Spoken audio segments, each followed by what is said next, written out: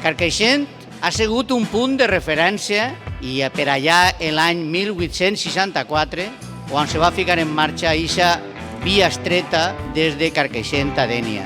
Una proposta feta a l'Ajuntament, a la Regidoria de Cultura, des de l'Associació Amics de la Vieta.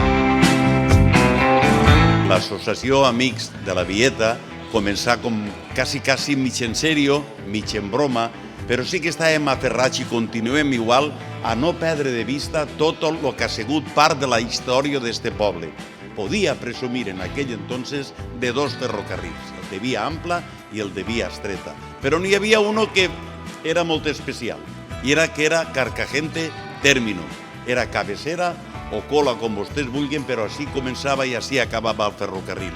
El ferrocarril ens va aportar moltíssimes coses a este poble i li tenim molt que agrair. La cultura ferroviaria poquito a poquito está desapareciendo. Nosotros queremos representar mediante estas maquetas todas las épocas del ferrocarril. Verán ustedes trenes de los años 30, 20, 50, 70 e incluso del 2022. Carcaixent per a mi és una passada. Tècnicament és un dels primers tramvies del món i té moltíssimes curiositats. Estem disposats a intercanviar el que tinga dudes, el que vulgui saber coses. El saber que això és un hobby que permet que cada un en sa casa va fent les seues peces, però que després, quan s'ajunten totes, tenim una obra global.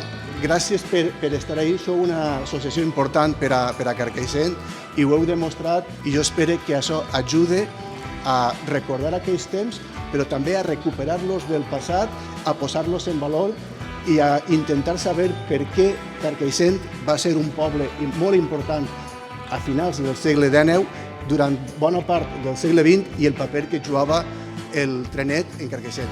És una marca turística i és una marca de fet d'un poble com este que pot lluitar de tindre una cosa molt bonica.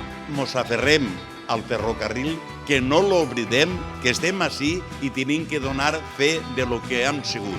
La nostra història està lligada al tren i quin millor lloc que el magatzem de Ribera per a fer una exposició de ferroviaris, que d'ací tenim una bona representació. Rafa Alsina, Enrique Oltra, per supost la Petrela, la guardabarrera del nostre trenet.